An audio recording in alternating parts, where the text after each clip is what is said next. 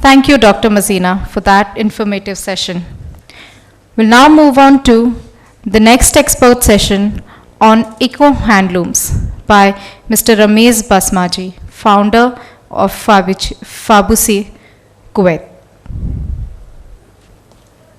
Looks like he's not in the hall right now. We'll move on to the next presentation. It's a startup presentation by Akanksha Mishra. She's the founder of Bamboology. Hello everyone. I am Akanksha Mishra. First of all, I would like to thank this Global Trade Conclave to make this happen on pan-India level. I would pay my gratitude to all our delegates and patrons, organizers for providing us this platform and exposure, for providing us the platform and exposure to small entrepreneurs like us. I know we have a long day ahead, so without wasting a minute, I am presenting our startup here today. During pandemic in 2021, a team of 2 has started this journey of green clothing, and we named our idea as Bamboology Trends. Here we are combining ethics and aesthetics to make a sustainable fashion chain. I and my partner Famida are associated with fashion and textile industry from more than 15 years. Today we have a number of sustainable textile options, but during our research we found that from low carbon emission to saving a humongous amount of water, bamboo has it all. We can say, after all our research, we can say that bamboo has exceptional properties to become the future textiles. I know, here we are challenging our oldest textiles from the inception, like cotton, silk, linen, etc. But why not? Who knows, an open mind and leaving a few traditional textile practices behind could help our planet and the mankind. Let's dive into a few facts to understand the importance of eco-textiles and the future of it. Here, there are a few hard facts. We are left with less than 2% of potable water. And unfortunately, textile industry cannot use the saline water for its textile purposes. Therefore, our share should come from that 2% only. Definitely, it poses the threat to the survival of mankind. You would be sad to know that fashion industry is the biggest polluter after oil. Yesterday, our friend Mr. Ganesha has also put this fact in front of us, and it is true. We are the leaders in producing 10% of global greenhouse gas emission also, which I am obviously not proud of. But we have to pick the options for the future to reduce these greenhouse emissions and to save water. If we talk about water pollution, we are again the leaders. We produce 20% of total global water waste, and which is definitely disturbs the life underwater. Fertilizers and pesticides used in textile crops goes directly to the water bodies, and indirectly they impact our lives. For the greenhouse gas emissions, recently our Prime Minister also raised his concern, and he pledged to reduce India's greenhouse gas emission by net zero till 2070. If we see the another problem, we can say that the clothing waste is the another threat. We are manufacturing our clothing as per our requirement and need, as per interest also. But have we ever thought of this problem? You would be amazed to know that 85% of used clothing goes to landfill only. 15% are reused out of that, and only 1.3% out of that is get recycled. Obviously, the fashion products are the most complicated items to recycle. So, what do you feel? What is the solution? As per our research, we feel that this is the high time to give the society back. Therefore, here we come with our miracle plant, the bamboo.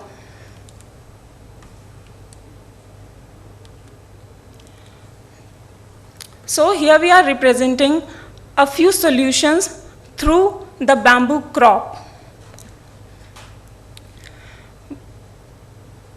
It is, we call it a miracle plant. Why? Let's get into the details. Do you know bamboo produces, solution 2. Do you know the bamboo produces 35% more oxygen and it absorbs 5% more carbon dioxide than any other hard plant. So immediately it solves our greenhouse gas emission problem and the better environment. If we can plant more crops of bamboo, then it will directly help us to improve our air quality. You would be amazed to know it takes 2,700 liters of water and 500 grams of pesticides to make a single cotton t-shirt. Here we are not against the cotton, but we want to save the cotton by promoting bamboo. Today, the fertilizers and the pesticides used in cotton industry are taking lives of the workers there. They are polluting our lands. They are polluting our water bodies. Therefore, we need to have a sustainable option. While bamboo apparel could save humongous amount of water, as bamboo plant takes 70% less land and 0% pesticide than cotton. Bamboo crop is less labor intensive also. It doesn't require replantation. We cut the shoot and it regrows from there only.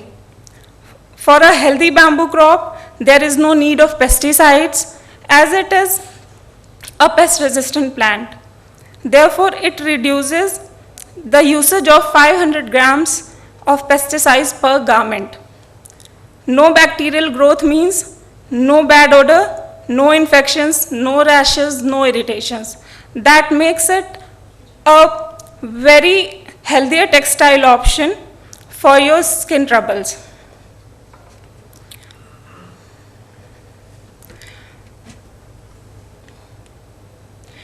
If we take bamboo as a major future textile option, it could solve many global issues also, like greener climate action, better life below water and also on the land, carbon negative products, responsible consumption and production, fresh water and cleaner water, good health and well-being, decent work and economic growth, ethical practices and gender equality.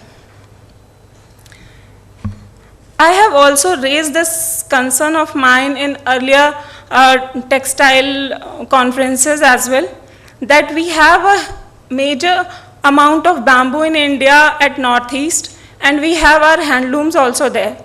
So we can promote the bamboo from Northeast and we can revive those handlooms with the fiber of bamboo. But unfortunately, we are not getting fiber in India yet. We are not making the fiber in India yet, and we are importing it from the Korea, Malaysia, or the China. Now moving ahead, I am taking this presentation towards my startup. For a good business, it is important to know when to push your idea into the market.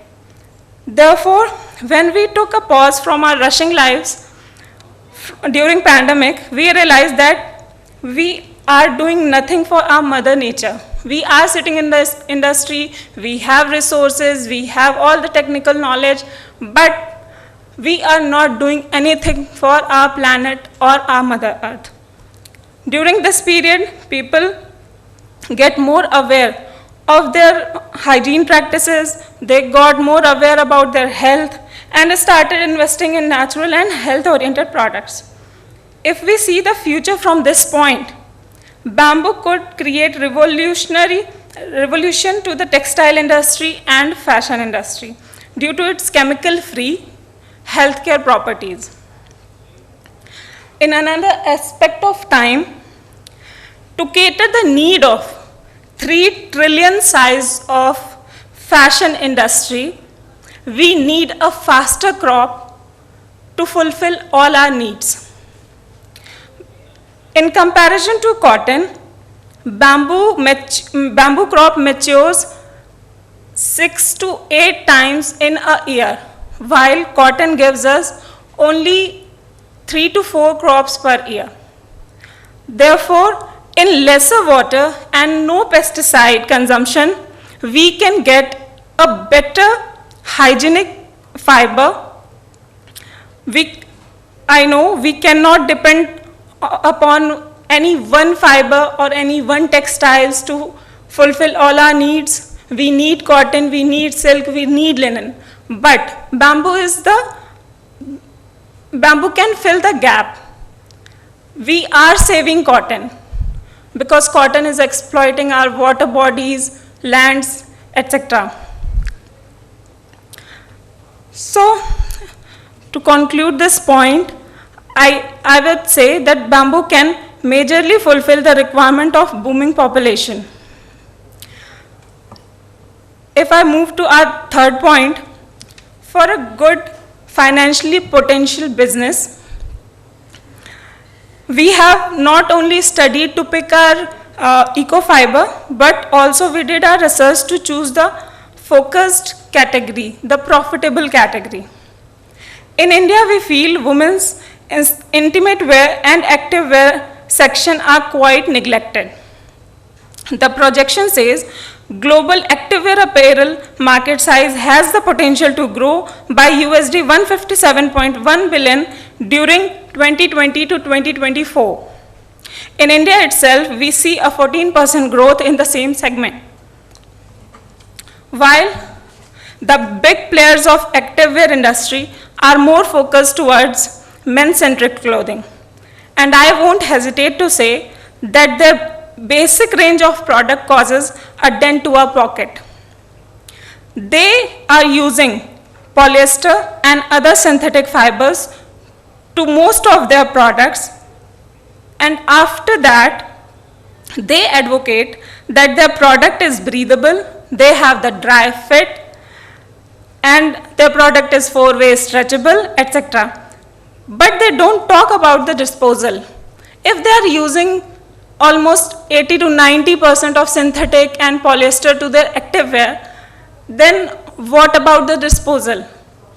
You would be amazed to know, and I really want to share this fact. If you have a cotton t-shirt, you know that it is a pure cotton t-shirt, but have you read the wash care label? What the content says? If it is 95% cotton and 5% polyester, then that t-shirt of yours lives for 200 years. Even the 5% of polyester content makes it difficult to biodegrade. So the polyester is that hazardous to our planet. And here we see a huge market gap, and here we see the business opportunity. I have already given a lecture on what are the pains of the industry, and what we can do through the bamboo. Now let's do something. Let's know what we are doing.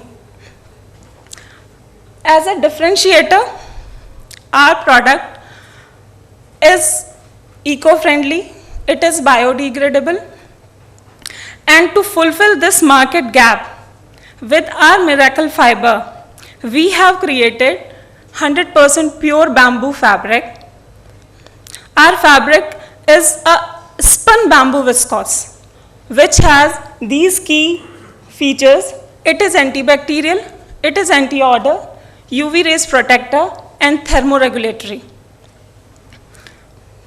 There are debates that in the manufacturing of bamboo fabric, all the antimicrobial properties, bamboo loses all its antimicrobial properties. There are debates that no, it is not antibacterial, or all the species are not antibacterial. It is true, all the species are less antimicrobial or something, but the fabric we are getting, we got it tested. We took a third-party help, the lab, the Intertech, and we got our fabric tested. We submitted 100% bamboo swatch of our fabric, and Intertech result shows that it is 100% bamboo viscose. And when we tested it for antimicrobial properties, it shows 99.90% antibacterial. It is the result from Intertech. So now we are very much confident that we can change our health problems also, we can solve our health problem also, we can solve our planet problem also with the major usage of bamboo. Here you can see it is very kind to skin. Bamboo just feel like silk, and it is very soft. Even if you have a sensitive skin, it won't cause you any irritation or any other skin trouble. It is moisture wicking, it absorbs more moisture than cotton, it keeps you dry and cool at the same time. As it is a hygienic fabric, our priority is to create the menstrual hygiene products for women as well as the intimate wear. We are a very focused brand to the active wear range. We say that our brand is planet conscious because we are using eco-friendly fabric. Upcoming woven bamboo fabric apparel. We found that bamboo is the only fiber where we can play around. We can produce knits fabric in that. We can also produce the woven fabric into bamboo. Therefore, we are very excited to present our woven range very soon. It is our, you can say, war. It is our war against fast fashion. We promote the slow fashion with our contemporary and very core basic products. Let's see our products. All our products are very simple in design. There are no materials which could cause any harm to our planet. We have used heat transfer labels which are eco-friendly. The dyes are eco-friendly. Therefore, you can see we have the total collection in intimate wear. Again, we have the active wear range, including t-shirt, runner vests, etc. You can see here the tracksuit and the sweatshirt. This is all in bamboo. Now moving ahead, about our competitive advantage, we are leading with any other brand in the same marketplace. As we are doing 100% bamboo, there are other brands also who are doing bamboo with cotton or with some other fiber. But we are doing 100% pure bamboo fabric. We are focusing on plus size and especially innerwear. Our fabric is more antibacterial and we claim it. we are doing only core range so that we won't go to the fast fashion category. We want our product to be the slow fashion products only.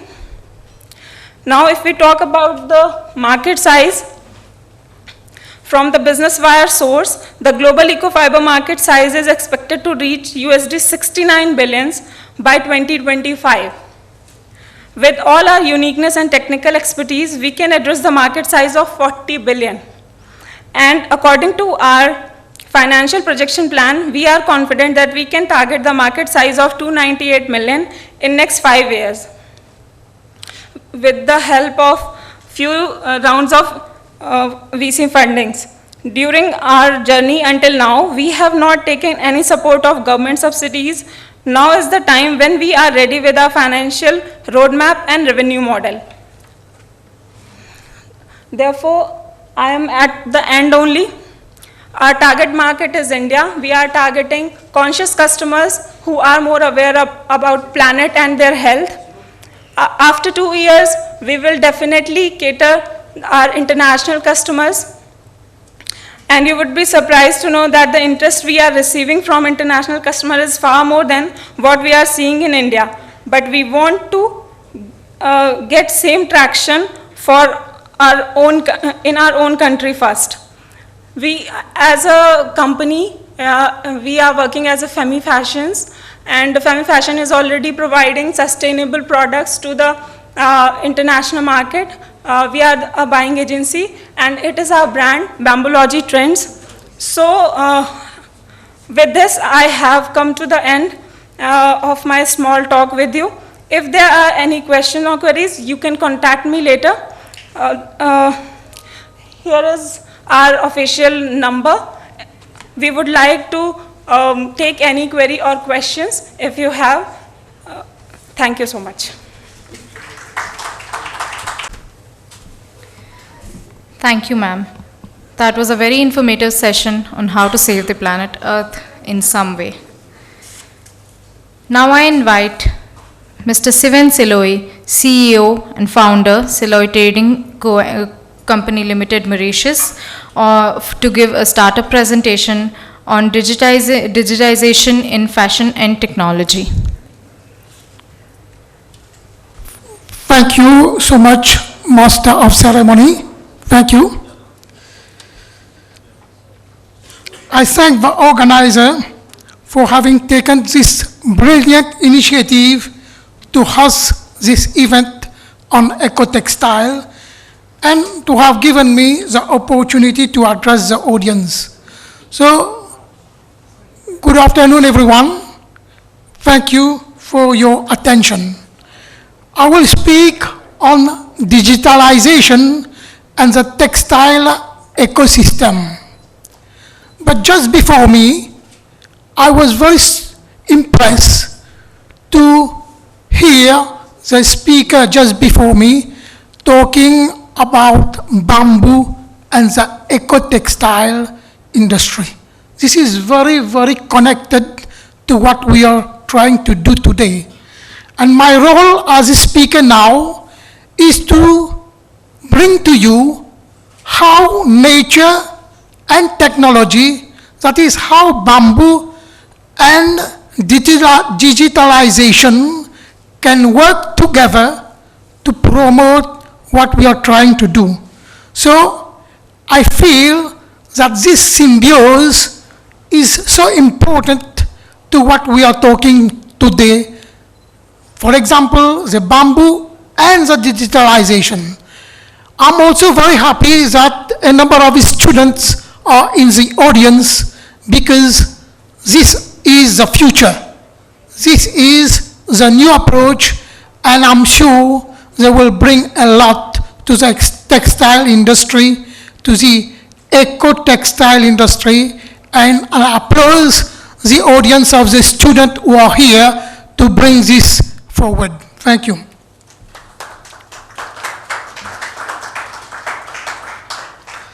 Briefly, I will tell you about Mauritius before, very briefly. Mauritius is a very secure and prime business hub between Asia and Africa. It is a bridge a fast developing logistic platform with modern infrastructure, and it has played a vital role in textile industry. It has played a tremendous role over a small country in textile industry. Mauritius has absolutely no resources, no natural resources, nothing. We have only people, and the people has been behind the textile industry, and now Mauritius is positioned, it's known itself as the first in Africa for doing business, and it's the 13th in the world known to do business as recognized by International World Bank and other institutions. I present myself briefly. I am an entrepreneur in a number of fields, in the insurance, in the property business, and actually I'm giving much of my attention in bringing a brand on the international market. I'm bringing the brand Siloy, which is a long derivation and which is very well known in Mauritius, and I'm trying to position this brand in the international fashion design with my good friend Mikhail, who is here. So let's bring us to digitalization. How enterprises can cross this border and enter into the world of digitalization. The world, as we know, is continually changing, and one of the fundamental drivers is digital transformation. We are now in the era of the fourth industrial revolution, and when talking about the fourth industrial revolution, we are talking about technology 4.0, and this is where digitalization is. Two, digitalization refers to the adoption of digital technology to transform services or businesses.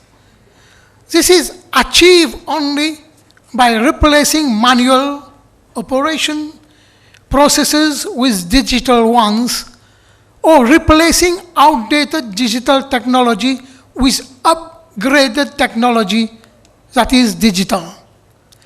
The economic environment is undergoing a serious digital transformation. I'm glad that this conference is taking place in the World Trade Center, which is a reference, a worldwide reference for the technology. And Mauritius, we copied your World Trade Center into Mauritius, which bring us with what we call our Eben City, and it is a copy of your World Trade Center from here. The digital economy is an economic activity that results from billions of connections every day. The backbone of the digital economy is hyper-connectivity. If you don't have hyper-connectivity, forget about digitalization, but this will disrupt your activities and will cause serious losses. So, I know I have followed your government is going fully into the high connectivity around the country, and particularly where business is being done. The digital economy is taking shape and undermining conventional notion about how business is structured. So we, in the world of micro, of SME, we need to embark, and we, in the innovation sector, we need to embark in this direction so that to get a result from our activities. So in the digital economy, all customers, business to business, as well to business to customers alike, want to interact with business when, where, every place where they want, and in a fashion mode that is most convenient to everyone. We want to interact in a fashion mode that is very easy to everyone. Additionally, customers desire engagement with brand. Customers need to engage in brand. They refer to brands through experience that are seamless, paperless, omni-channel, direct, contextual. Now more and more customers want to be paperless. Don't give them a long voucher receipt, a long paper, etc. They will forget about it. So it has become crucial to give all customers a personalized and a unique experience journey with right from the minute they land into your website or they land onto your WhatsApp or whatever digital devices you have. This is very important, right? I was talking to someone and he's saying, send me a document. I say, I will send it. He said, send it to me now by WhatsApp. Just before the tea, I was talking to someone. He said, no, send it to me by WhatsApp immediately. So you can imagine how quick people want to interact with you. So the Internet of Things connects the digital and the physical world by number of devices. As I mentioned earlier, we are in an era where everything can be connected. People, business, devices, processes to each other. The melding of the physical and the digital world bring every asset into a digital domain where software dominates, helping you to make informed decisions and make action more quickly. More and more enterprises can understand its physical and digital asset inventory. It can operate with precision. The digitalization of everything is creating a new digital networks. And it will becoming very, very quick, extremely quick. The pandemic has proven that moments of acute disruption can force organizations to formulate plans and reconsider the way through which they respond to chronic disruption. For many, the digital strategies going forward are being guided by a lesson we learned everyone during 2020-2021. During this serious period of disruption, all of us, most of us, relying on connectivity, on connection to do our job, to connect with our friend, to boost up an order, to move our business. This was for the past years, and this is where we are going to. So probably pandemic has contributed positively a lot in this direction. So digital tool assist to virtualize and better manage processes and infrastructure, as well as empower sales team to better understand their customers, integrate remote and in-person networks, boost up competitive advantage. However, there are a lot of challenges. A lot of challenges have to be faced, particularly for young people entering in business, for small enterprise. It is a challenge for us. It may not be a big challenge for the big industries, people who are running big turnovers, who have big capital. But for us, it is. And we need to address these challenges with very serious attention. So confronting the digital transformation challenges and winning over them is one of our priority. Digital transformation is a buzzword today, and the technology is known for it. So let me come directly to the challenges I talk to you. First, it's about the culture within what the small enterprise is.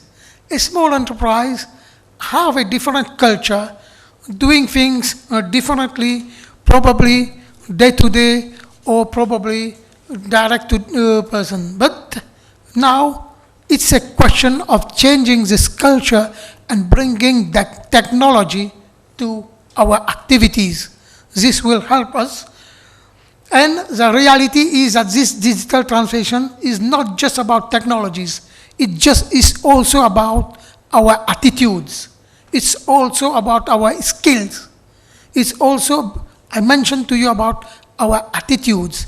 If in a small business enterprise, right, one or two people who are resistant to change maintain their resistance, we need to address this issue seriously.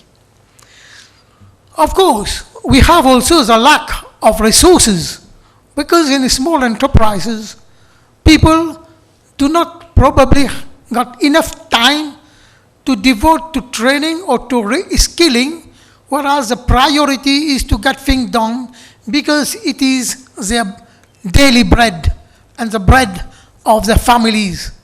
But try to find time to upskill your workforce, to give your workforce the talent.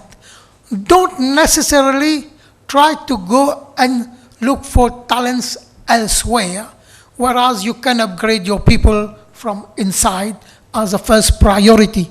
And as you are aware, workforce, skilled workforce is sometimes rare. It's difficult. We need someone, we don't get it. Right? Thus, it is essential to take this challenge seriously and get rid of it as a priority so that we can move forward. The third challenges might be the budget, of course, right? And to start, try to have a clarity in your budget, how much you want to input, how much you want to invest in the digitalization of your industry, your sector. This is important, and choosing the right device, of course, related to your budget. Don't try to do everything at the same time. Start little by little. Start by digitalizing probably your customer service. Then you go on to your production. Then you go on to your marketing. Then you go to on every aspect. Don't try to start everything at one go. Thus, you will reach the success. I will also talk on the fourth point of the security of your data. As you are now aware, right, you as a small enterprise, everything is about your relationship. You do business because you are related with someone, you are connected with someone, this person will help you, will buy from you. It is a question of relationship. In small enterprises, most of things happen because of relation, right? You have not much resources to invest, but your connectivity. So try to secure seriously your data. Try to secure your database to help you. Because once you put it on digitalization and you wrongly operate it, people can easily store your data, and your data can get lost with a bad operation. So, and my next point is the agility and the challenge, how you are agile over your small, how you are agile. As a small enterprise and micro, we have a chance. We have a chance that we are much more agile than big enterprises. Big enterprises take some time to reshape, to rework, etc. So build up on this agility. This will be important. I will not be long because our seafood is coming, and right, this must be food time. So I will conclude. I would like to conclude on these points. Digitalization challenges are complex to handle, very complex. Therefore, organization need to create a substantial ecosystem to drive change seamlessly. Before embarking upon a digital transformation journey, build a strategy to eliminate all roadblocks that can be coming ahead.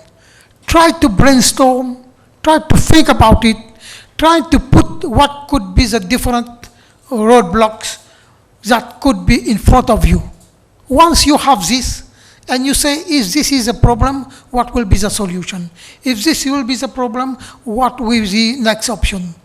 Before embarking on the digitalization, I will advise you to think about it, brainstorm about any roadblocks, any obstacle that can be happen.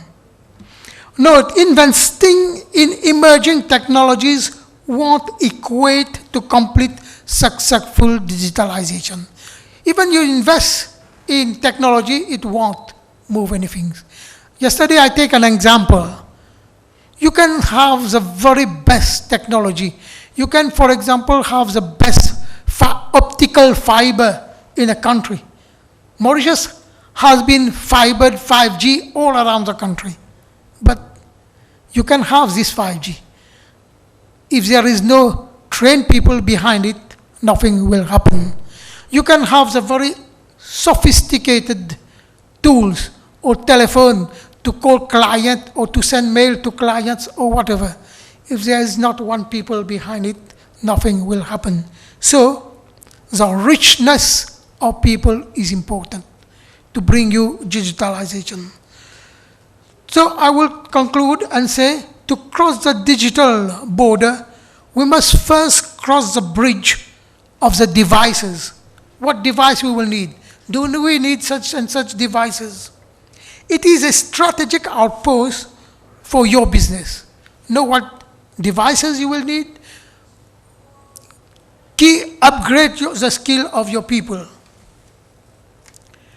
On this positive note, it now remains me to thank you for your sustained attention and to wish you all good appetite. Bon appétit. Thank you so much. Very good.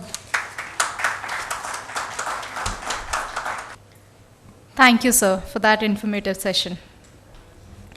We'll now move on to the next presentation. That's by Mr. Mohan Kumar Rajagopal, founder, FANPLAYOT. Yeah, good afternoon. It's close to lunch, right? So I don't want to take too much of your time. I was asked to present the garments which we have done in India. This is called the Smart Jersey. The idea is that a lot of students are out there. I don't know if I recognize any of them. I did teach some of them. So the idea is to show this product and talk briefly about what it contains. How was it made in India and what are the plans we have got. So I am Mohan, founder of FANPLAYOT. As the gentleman who spoke before me was talking about IoT a lot and how just having 5G and fiber optics is not good enough. I mean, you need people to utilize it and utilize it in a very safe way, right? So we in FANPLAY are probably the world's first IoT platform working on sports tech. We do intend to go into other spaces like health technology, defense, industrial IoT and so on. But the core technology is Smart Jersey, which is made from stainless steel fibers, right? So this is something which we started the journey almost 3 years back in trying to indigenize this technology. We are still not 100% there, but more or less 70 to 80% we have got it done here. Some of the students from this current batch, from master's batch, actually are involved in this project. They are interning with us, and they coordinate with the factory. So it's a very interesting experience for them too, because the first time we are doing something like this in India. So yesterday I had the honor of launching this, but I would like to explain this technology. I hope you can see it from the back. Otherwise, I encourage you to come to the front if you want. So this is what we call a vest. I'll just wait for you to come to the front. Yeah. So this is a smart vest, and it's made from 88% polyester, 12% spandex. So this is kind of stretchable. It's also called compression wear. If you go into the athleisure wear, they call it compression wear. And inside it is what we call as this electrodes, right? So these electrodes touch your skin on both the sides of the rib cage. You can tap into the heart rate signals, which is essentially electrical activity of the heart. Some of you might know ECG and all those hi-fi terms, but it's just getting your electrical signals from the skin. And because you need a metallic interface, right? Because you can't take ECG from a simple insulator, right? So you need metallic interface. So these are stainless steel fibers. If you have any of you have undergone an ECG, they normally put one ECG electrode, clamps, and all of that. Instead of that, you have stainless steel fibers, which are again blended with some cotton or some of the polyester material out there, and then they are bonded here to the fabric, right? Some of you might have studied stitchless technologies and so on, right? So this is a direct application of that kind of technology. So obviously you need to be very conservative about how much you heat it. There are, as you know, heat transfer, and then there is ultrasonic kind of technologies, right? So we bond this straight to the fabric. And interestingly, unless I tell you, you wouldn't know that there is a conductive cable inside this. This is stretchable again, right? If I ask you to do a smart jersey like this, more often than not, you would probably put a copper wire inside, right? And as you know, if you put it inside a wash, within 5 washes, everything will rip apart, right? Whereas here you have this conductive stretchable textile, which is sewed in, right, in the hem. And that's again made of a blend of stainless steel fibers and cotton. And from both the sides, this goes towards the back here, way here, right? So a lot of athletes like to wear it here. They don't want to show it here or anywhere. So the back, it goes, and there is a pouch here. And this terminates in these 2 buttons called snap buttons. So what you do is to plug in the electronics here, which again is highly miniaturized. What the electronics does is to process these signals, which are millivolts. You know, the heart signals are usually 25 millivolts. And if you have a very good heart and thin skin, you get maybe close to 200 millivolts, right? So those signals are processed in this electronics, and then using Bluetooth technology or any of the IoT technologies, you know, you can have a SIM card also inserted. You can transmit this to your mobile app or to the cloud directly. And once you have it there, the data is there, you secure it, because these are all personal human data, right? So you have to be very careful about the privacy aspects. It should not leak to others, right? So once you process it, you can get analytics. It could be for a sports, somebody interested in sports who wants to know where they are in their journey. Can they improve their performance? Like we see a lot of athletes, Indian athletes, get almost to the podium, and then there is this 5% or even less than that difference between them and the bronze medalist, right? And that means that they are not getting that data to fine-tune themselves just before the event. They are very good during the just before the event, but when the podium happens, then they panic or do whatever, right? So you need data to analyze and give them the feedback that, okay, you are training well, but sometimes you are overtraining. You should recover. You should sleep well, right? So many insights you can give. Today, not many get that kind of insights, right? Usually it is said, okay, bago, you know, and then they come, you know, the more you run, it's felt that, okay, you are training better, but that may not be true, because you might get injured, right, in the process. The same thing can be used for healthcare, for chronic disease monitoring. In the recent pandemic, you would have seen a lot of people missed out on going to the hospitals. People with chronic conditions like diabetes, cancer, or even somebody who is pregnant, right? I mean, they're unable to go to the clinic because they're not allowed to come in. The priority is for the COVID patients. So a lot of people actually, passed away because they couldn't get access for 2 years, right? So in such situations, this can become a remote healthcare monitoring. You can monitor the data, you can have a call center, and if they are in trouble, you send an ambulance and pick them up, right? The same could be used for worker safety. A lot of people, especially in garment industries, work in conditions which are not great, right? How do you monitor them? How do you prevent lung diseases, right? A lot of them have, because they are sitting under some asbestos roof and all of that, they cultivate a lot of issues over a period of time. How can you monitor them and prevent injuries or health conditions for them? You can think about transportation, right? Classic case is FedEx, right? Or any other logistics company. They shift a lot of heavy weights, they carry it around. So over a period of time, they have this problem, they get back injuries. So what do you do about that? Can I put this inside an uniform and get data out and tell them that, hey, after some 100 lifts, stop it because your back will break, right? It's true for sedentary workers like ourselves, right? True, because we slouch a lot and then we have a lot of back pain.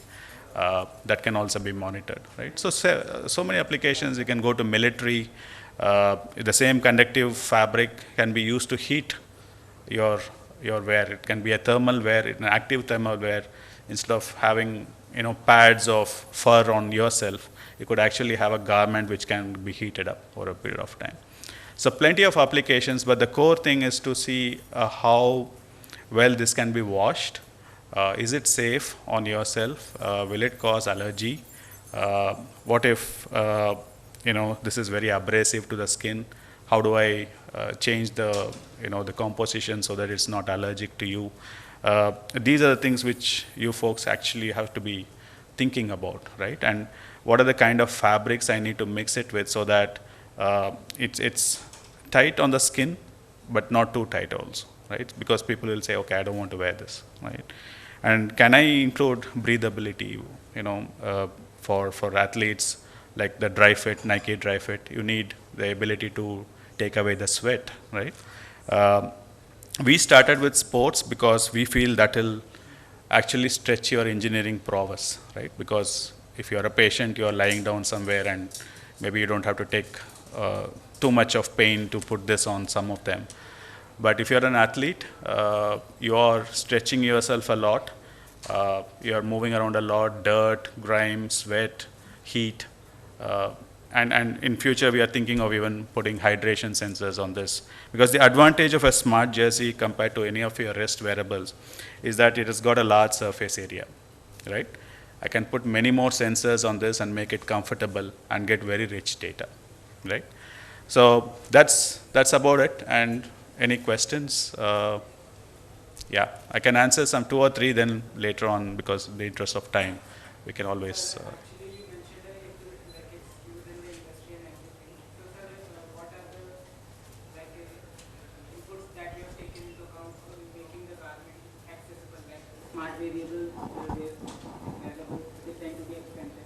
Yeah, that's a very good question. And in fact, we had this problem of how do we position this, right? From a business point of view, the question I often ask our customers, especially the B2B customers, is, how much do you pay for an equivalent technology? What are the equivalent technologies out there? It's Garmin, Polar, Adidas, and those kind of brands.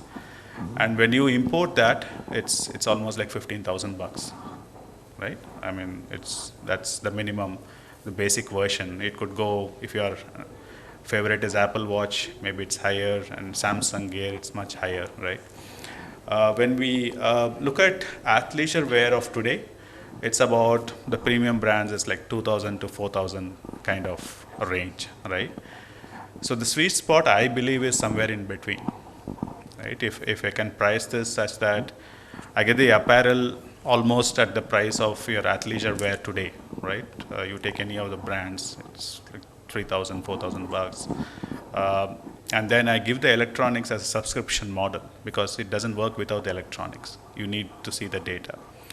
So then your mindset immediately shifts to electronics. Electronics, what are your benchmarks? It's usually your Fitbits and Mi Bands and the Apple Watches of the world, right? If I can offer that at a very nice price point for you so that you see value out of it, then I think that's our sweet spot. So our major intention to indigenize this is also to make it affordable, right? So you will soon see this in the market. Yesterday we launched the India colors. This is like the white one with the Make in India kind of symbol, right?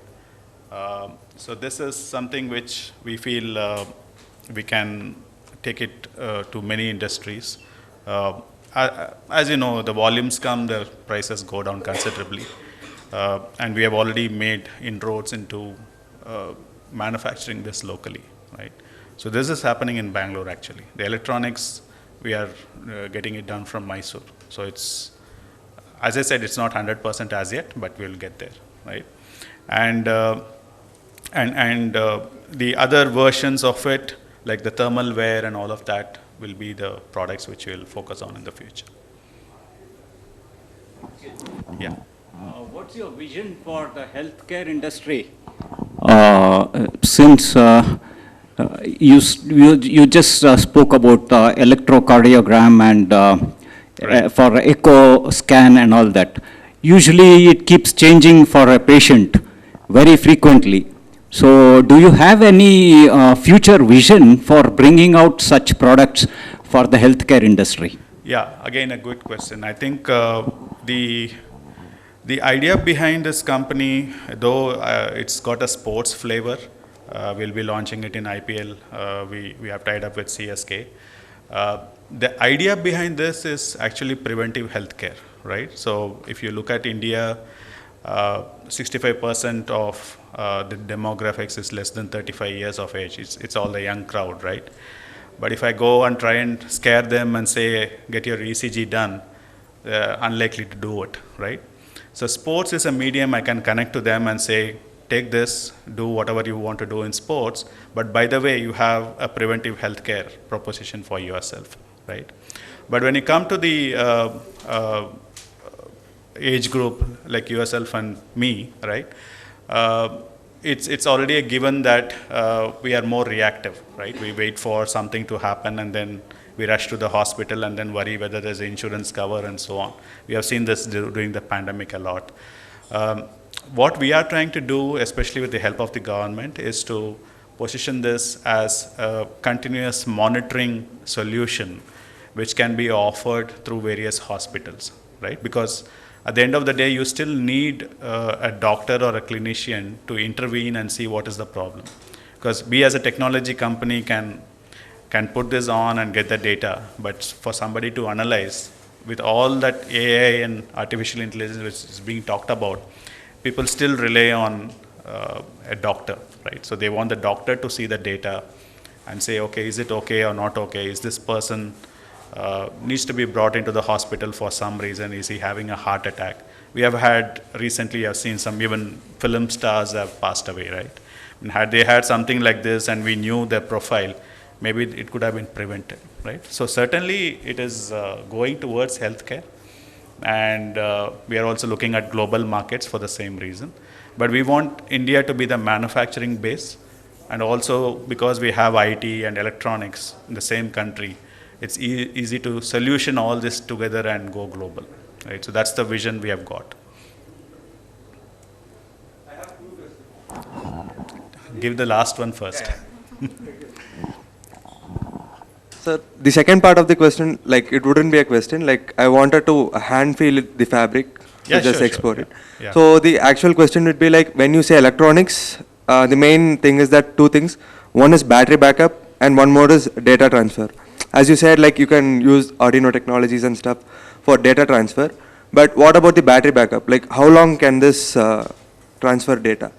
So are you an engineer or? Fashion technologies. Fashion technologist. Okay, good. So Because I taught this, last semester for your technology students, MFT smart wearable students. So yes, battery is one of the most significant problem statements for this technology, right? I mean, 70% of the power consumption in any system, for that matter, even in your mobile, is taken by the battery, the space and everything, So the wireless is a significant consumer, right, of your battery power. And hence, when you go from 3G to 4G to 5G, your phones become bigger and becomes hotter. It's because you're, trying to use a lot of energy out there. Now, with respect to wearable systems, that becomes a significant bottleneck, right? Earlier versions of this kind of smart jersey, I've seen bulky batteries, that itself will weigh it down, and after a while, it'll all break apart, right? There are battery technologies which are coming, like paper-thin batteries, ultra capacitors, and those kind of stuff, but they are very expensive, right? And you now need to make a trade-off. If you're an engineer, you will say, okay, for this function, how much is the battery required, right? For example, an athlete, he might require it just for his daily grind, and at the end of the day, he may be willing to change the battery or recharge the battery, right? But for a medical use case where somebody is there, is unable to change all of this, then you are worried about how much battery should I put, how much is enough, right? Now, these days you get systems which can work for a week easily, and if you take any of these bands, they work for a week. Some of the Mi bands work for even for a month on a single charge, right? So a lot of optimization has gone into the electronics, the battery technology, and also programming the intelligence onto the wearable, right? If you don't do that, what happens is you push all the data out, all the raw data out at what is called the sampling frequency, and then you analyze it later, right? That's raw data going out. But if you had to process it on the system itself, and then push out what is essential. For example, let us take the condition of a patient lying, and you want to monitor the arrhythmias. Arrhythmia is basically the heart rate going out of rhythm, right? And you send a pulse or a signal only when that arrhythmia is detected, right? You don't keep sending all the ECGs for somebody to see. You only say, okay, this person looks to be in a very dubious condition. Please send an ambulance. Only that needs to be transmitted, in which case you have saved a lot of battery power, right? So the key thing is, how do you push intelligence onto what you wear? That is the key recipe for the lowering the battery consumption, because battery technology it doesn't scale like semiconductors. It's got a limitation of chemistry and some amount of physics also. So it won't come very small, right? So you need a certain space and volume to have so much power, right? That's the fundamental problem even in electric vehicles, right? So they can't bring it down to a small size, So that's what we have to live with. So you make trade-offs, and then you see how much you can stretch.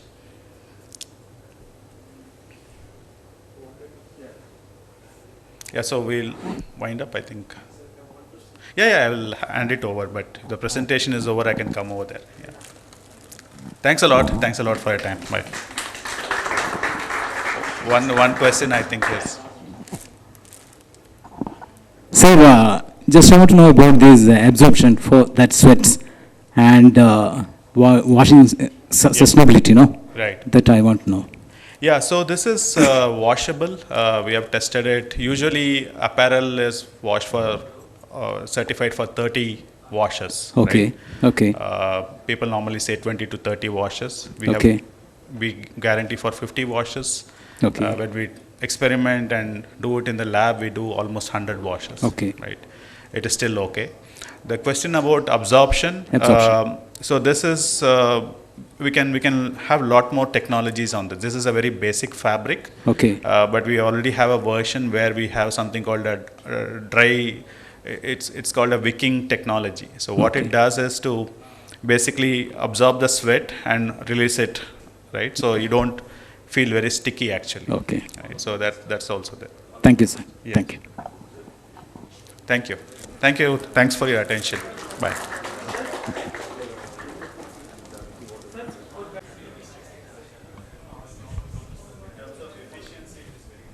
Thank you, Mohan sir.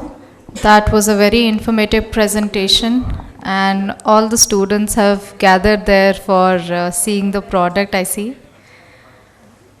I'm sure every one of us are hungry, so please proceed to the lunch station, and we'll continue after lunch.